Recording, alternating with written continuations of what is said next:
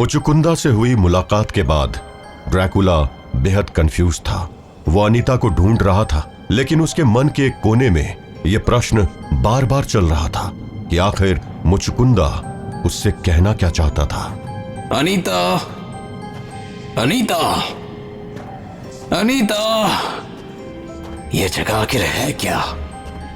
क्या ये स्वर्ग है या एक नर्क? अचानक ड्रैकुला का ध्यान एक अजीब सी आवाज ने खींच लिया। ऐसा लग रहा था जैसे कि कोई पत्थर पर हथियार घिस रहा हो।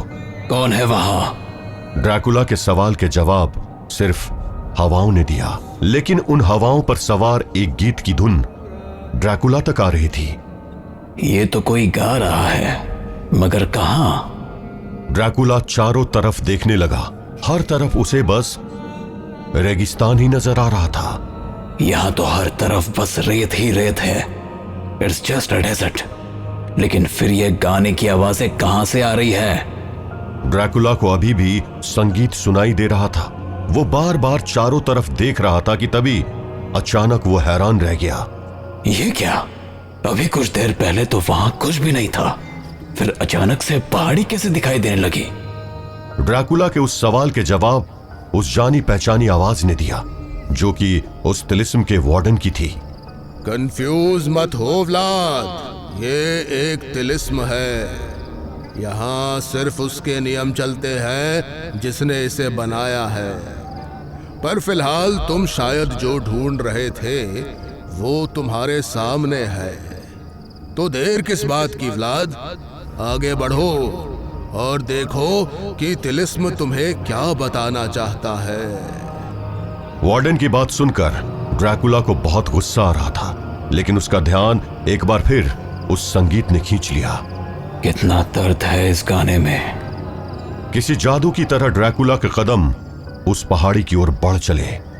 जैसे जैसे ड्रैकुला उस पहाड़ी की ओर बढ़ रहा था, आसमान का रंग काला होते जा रहा था। कैसी अजीब सी जगह है। कुछ ही देर में दिन से रात हो गई, और जिसे मैं एक पहाड़ी समझ रहा था वो तो पूरी माउंटेन रेंज निकली। लेकिन इन पहाड़ों में से वो पहाड़ कौन सा है जहां से ये म्यूजिक सुनाई दे रही है? ड्रैकुला ने नजर दौड़ानी शुरू की और उसे कुछ नजर आ गया। वो पहाड़ी, वहां से एक अलग सी रोशनी आ रही है, जैसे कि वहां आग जल रही हो। पक्का वहां पर कोई तो है, एंड आई एम श्योर कि ये गाना भी वो ही गा रहा है, वो जो भी है। ड्रैकुला उस रोशनी की तरफ बढ़ चला। ये आखिर कौन सी लैंग्वेज में गा रहा है?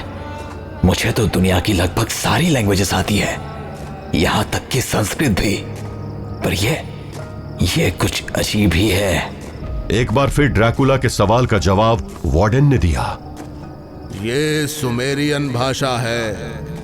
तुम्हारे जन्म से करीब 3000 साल पहले ही इस भाषा का अंत हो गया था। 3000 साल पहले? पर तुम्हें यह सब कैसे पता? तुम्हें बताया तो था व्लाद, ये तिलिस्म एक तरह का प्रतिबिंब है, अ मिरर, जिसमें काल चक्र में घटित हो चुकी हर घटना की छवि छुपी हुई है। वैसे ये भाषा आती है मुझे। क्या? पर कैसे? ये तो तिलिस्म बनाने वाला जाने। मैंने अभी तो बताया था तुम्हें कि तिलिस्म के अंदर बस तिलिस्म बनाने वाले के कानून चलते हैं। खैर, आगे बढ़ो, कुछ देर में तुम्हें भी सुमेरियन आ जाएगी। जिस लैंग्वेज को एक्सटेंड हुए 3000 साल हो चुके हैं, मैं भला उसे कैसे सीख लूंगा? फिर वही बात, अरे अभी तो बताया कि तिलिस्म में। हाँ, समझ गया, मैं सब समझ गया। ड्रैकुला एक बार फिर आगे बढ़ चला और कुछ ही देर में उसने अपने आप को 2 पहाड़ियों के बीच की वादी में पाया। चारों तरफ जंगल ही जंगल दिखाई दे रहे थे, और उस जंगल के बीच में एक पत्थर पर अपने हथियारों को घिस रहा था एक इंसान, जो दिखने में बहुत असाधारण और अजीब सा लग रहा था। ये कौन सी बला है? इसकी बॉडी तो आदमियों जैसी है, लेकिन इसके सर पर सिंग है और इसके लेग्स किसी सांड जैसे है।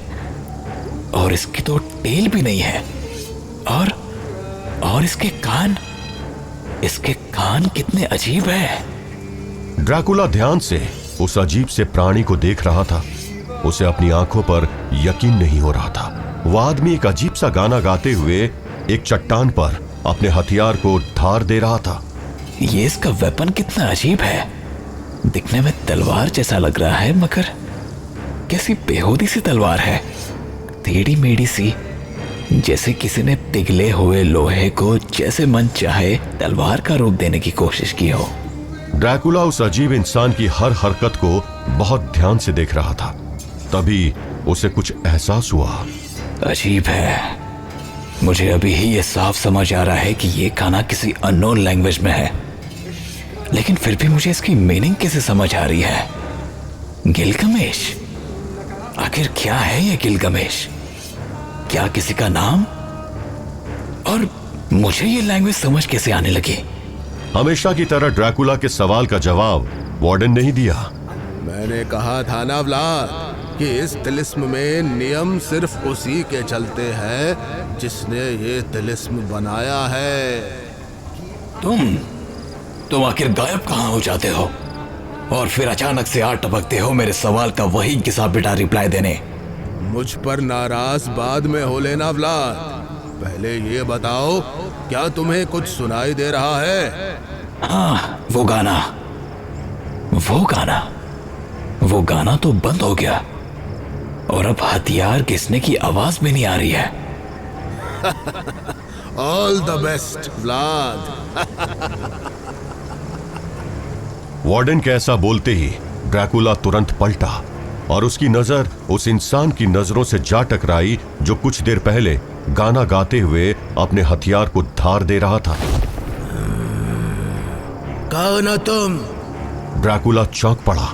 उसे उस इंसान की बात साफ समझ आ रही थी, जबकि वो ये भी महसूस कर पा रहा था कि वो किसी अजनबी भाषा में बोल रहा है। मैंने पूछा कौन हो तुम? मैं ड्रैकुला हूँ। ड्रैकुला? अजीब नाम है और अजीब तुम्हारा पहनावा भी है। ये काले कपड़े, काली आंखें और तुम्हारी धड़कन, मुझे तुम्हारी धड़कन महसूस नहीं हो रही है। तुम इंसान नहीं हो सकते। बताओ कि तुम कौन हो? किसने भेजा है तुमको? क्या हुनवावा ने? हुनवावा? मैं नहीं जानता कि तुम किसकी बात कर रहे हो। झूठ! तुम झूठ बोल रहे हो। मैं अच्छे से जानता हूँ कि तुम्हें हुनवावा ने ही भेजा है, मुझे और मेरे दोस्त गिलगमेश को मारने के लिए। देखो, ना तो मैं किसी हुनवावा को जानता हूँ और ना ही मेरी दुश्मनी किसी गिलगमेश से है। मैं क्यों मारने आऊंगा उसे या तुम्हें? मैं तो तुम्हें भी नहीं जानता हूँ। तुमने मुझे बेवकूफ समझ लिया है क्या? भला इस दुनिया में कौन होगा जो गिलगमेश को नहीं जानता है? तुम मुझे बेवकूफ नहीं बना पाओगे। गिलगमेश तक पहुंचने से पहले तुम्हें मुझसे भिड़ना होगा, हुनवावा के गुलाम, मुझसे, यानी एनकीडू से। अगले ही पल बिना किसी चेतावनी के एनकीडू ने ड्रैकुला की ओर दौड़ लगा दी। उसकी स्पीड जितनी तेज थी उतनी ही डरावनी। उसके भागने से जमीन कांप रही थी। ड्रैकुला अभी कुछ समझ ही नहीं पाया था कि अचानक एनकीडू के दोनों सींग उसके पेट में घुस गए। ड्रैकुला कुछ समझ पाता उससे पहले ही एनकीडू ने उसे जमीन पर पटक दिया। ड्रैकुला अभी भी संभल नहीं पाया था। अचानक एनकीडू उसके ऊपर कूद पड़ा और अपने भारी भरकम पैरों से उसने ड्रैकुला को कुचलना शुरू कर दिया। चारों तरफ धूल ही धूल नजर आ रही थी और धूल तब बैठने लगी जब एनकीडू शांत होकर वापस अपनी जगह पर आ गया। हुनवावा को यही चूहा मिला था यहाँ भेजने के लिए। एनकीडू ये मान चुका था कि उसने ड्रैकुला नाम के उस खतरे को मिटा दिया है, लेकिन एनकीडू इस बात से अनजान था कि ड्रैकुला खतरे का पर्यायवाची था। एक असली वॉरियर बिना वार्निंग के अटैक नहीं करता है। आवाज सुनकर चौंकने की बारी अब की एनकीडू की थी। वो तेजी से वापस पलटा। तुम जिंदा कैसे बच गए? गलत सवाल। मेरे दुश्मन मुझसे यह पूछते हैं कि तू मरता क्यों नहीं, पर क्योंकि ये हमारी पहली मुलाकात है इसलिए मैं तुम्हें माफ करता हूं। तू पागल वागल है क्या? ना, मैं बस एक मॉन्स्टर हूं। या ड्रैकुला एनकिडू की ओर बढ़ा और दोनों एक दूसरे से टकरा गए। ड्रैकुला एक वेल ट्रेन्ड वॉरियर था, मगर एनकिडू की लड़ने की स्टाइल बहुत अजीब थी। ड्रैकुला अपनी स्पीड और पावर यूज करके भी एनकिडू को कोई नुकसान नहीं पहुंचा पा रहा था। इसकी स्किन बिल्कुल किसी राइनोसोरस की तरह थिक है। मेरे नेल्स इसके ऊपर बेकार जा रहे हैं। मुझे स्ट्रैटेजी बदलनी पड़ेगी। अगले ही पल ड्रैकुला ने हाथ ऊपर उठा दिया और ड्रैकुला के रात में हाथ ऊपर करने का एक ही मतलब हो सकता था। ये क्या है? ये तू कैसे कर रहा है? यानी मेरा सोचना सही था कि तू हुनवावा का भेजा हुआ है। अब मेरे पास तुझे जिंदा छोड़ने की कोई वजह नहीं है। कौन जिएगा और कौन मरेगा ये टाइम पर छोड़ देते हैं। दोनों एक दूसरे के सामने खड़े थे और टकराव बहुत जबरदस्त होने वाला था और इस तिलिस्म का करता धरता ये सब देख रहा था। जो काम मुचुकुंडा नहीं कर पाया वो एनकिडू और गिलगमेश को ही करना होगा। ड्रैकुला अंदर से कमजोर पड़ रहा है। मुझे बस उसके टूटने का इंतजार है। इधर वो टूटेगा, उधर उस पूरी व्यवस्था में दरारें आ जाएंगी और फिर बस एक धक्का और सब खत्म।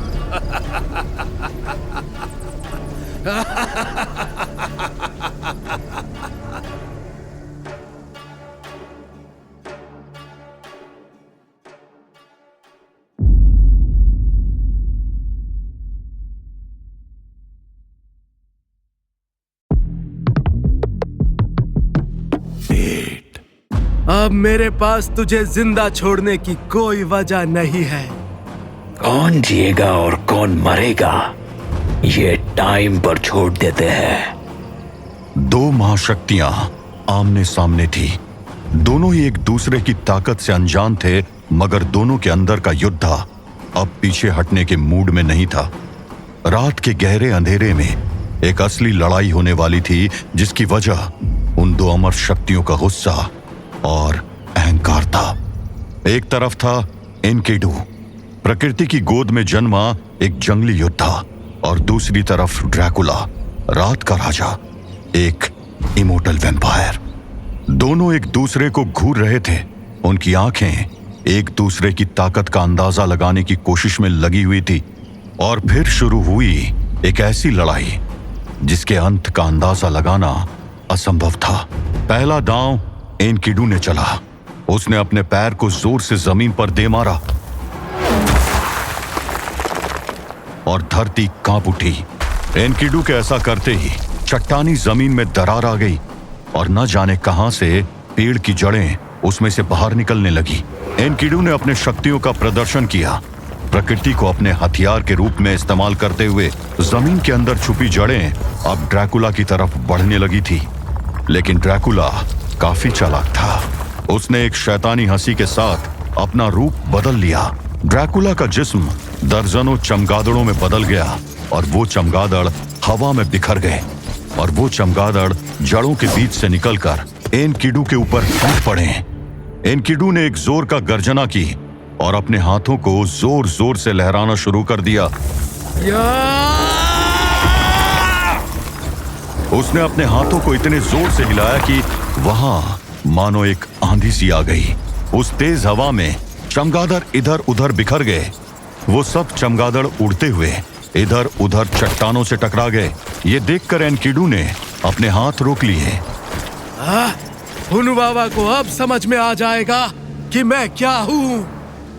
एनकिडू ड्रैकुला को हारा हुआ मान चुका था, लेकिन अगले ही पल उसे एहसास हो गया कि ये जंग इतनी आसान नहीं होने वाली थी। सारे चमगादड़ वापस उठ चुके थे और देखते ही देखते वो सब एक साथ उड़ते हुए वापस एक आकार लेने लगे, ड्रैकुला का आकार। ये क्या?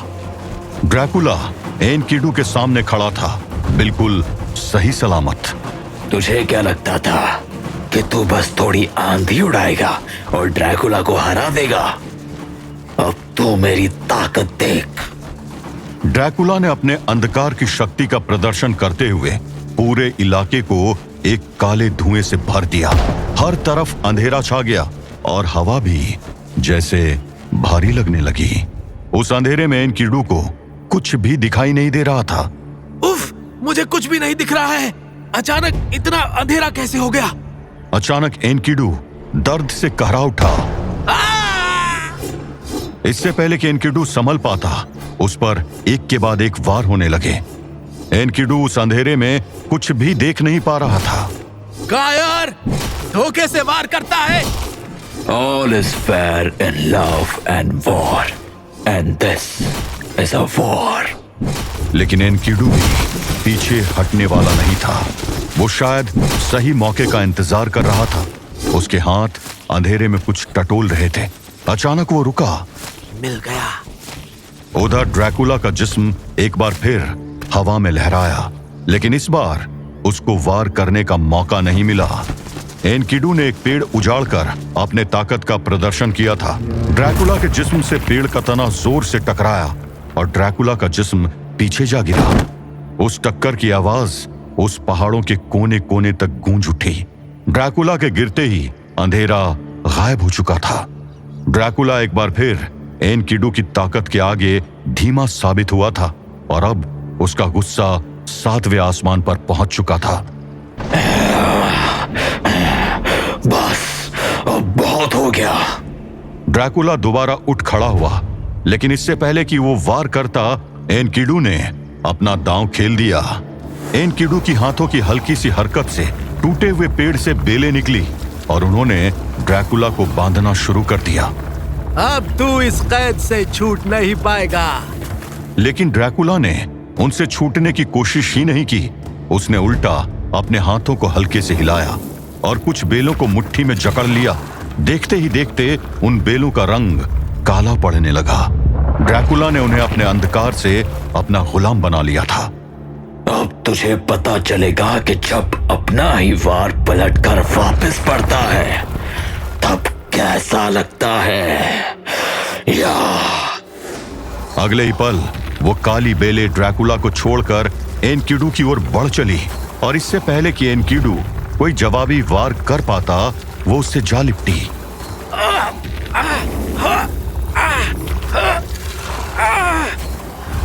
एनकिडू जितना जोर लगा रहा था, उतना ही वो बेलें उसके जिस्म पर कसती जा रही थी और एक बेल एनकिडू के गले पर कस के उसकी सांस रोक रही थी।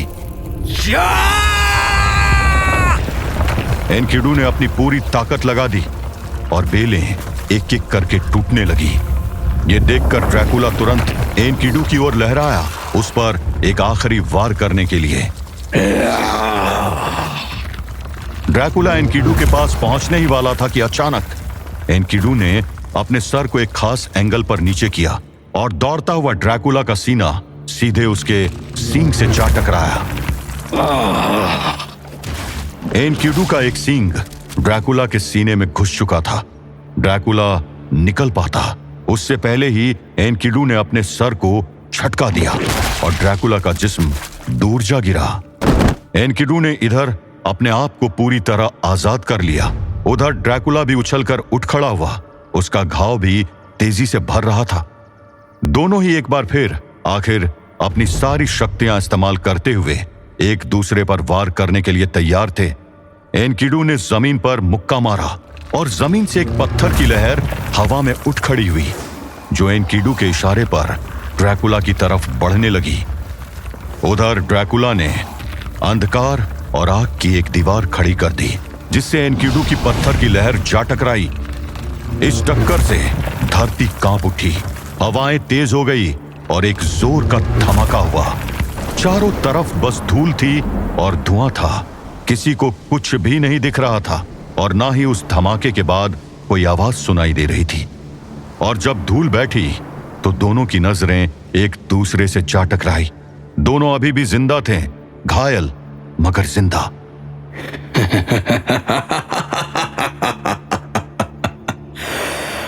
मेरे घाव तो भर जाएंगे, लेकिन तेरा क्या होगा?